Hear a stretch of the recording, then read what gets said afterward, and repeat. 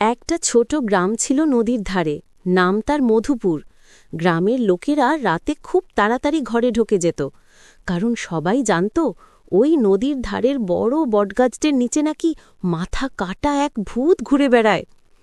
একদিন সাহসী যুবক রতন ঠিক করল সে আজ রাতে সেই বটগাছের নিচে গিয়ে দেখবে আসলে ভূত আছে কিনা।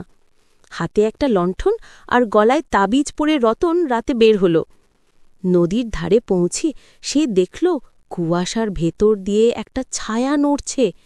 ছায়াটা ধীরে ধীরে কাছে এলো, আর দেখা গেল একটা শরীর, কিন্তু মাথা নেই। বুকের ওপর দুই হাত রেখে হাঁটছে সে। রতন ভয়ে কাঁপতে কাঁপতে বলল, কে কে তুমি? ভূতের গলা কানে ভেসে এলো, আমি সেই সৈন্য যার মাথা যুদ্ধে কাটা গিয়েছিল। কেউ আমার মাথাটা খুঁজে দেয়নি। রতন সাহস করে পরদিন সকালে নদীর পাড়ে খোঁড়াখুঁড়ি শুরু করল।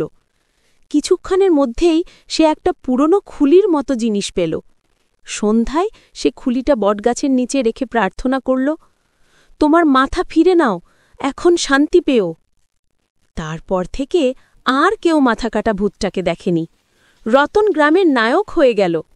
ভয়কে জয় করার সাহসের কাজ, আর অন্যের শান্তির জন্য কাজ করাই সত্যিকারের মানবতা।